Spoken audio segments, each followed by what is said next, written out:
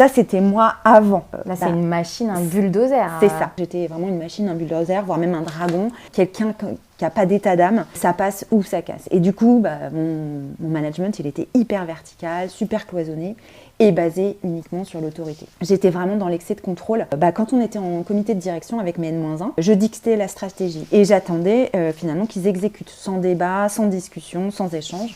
Un peu comme un chef militaire, tu vois, qui rassemble ses troupes et qui leur communique le plan à suivre. Et ça, évidemment, ça les mettait à l'écart et ça les infantilisait totalement. J'étais reconnue pour ma rigueur, mais cette rigueur, elle s'exerçait à l'excès. Donc j'étais très rigide dans ma manière de faire. Chaque détail comptait, chaque décision, ça devait passer par moi. Et comme j'étais dans cet excès de contrôle avec mes N-1, eh bien eux refaisaient la même chose avec leurs équipes. Et si les résultats n'étaient pas atteints, je demandais direct des comptes avec des questions accusatrices du type non mais pourquoi ton équipe a échoué en fait. Et en réalité, ce que je faisais, c'est que je blâmais systématiquement les mauvaises performances sans prendre en compte tout le reste en fait.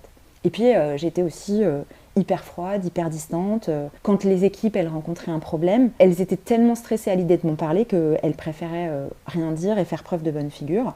Et puis dans ma communication, c'était hyper formel, c'était pas chaleureux, c'était dur. Tout ça parce qu'en fait, je pensais que ça compromettait vraiment mon autorité. Mais de ce que je comprends à travers tes exemples, en fait, tu as compris qu'il fallait passer par l'exemplarité pour insuffler un meilleur leadership. Ouais, c'est ça.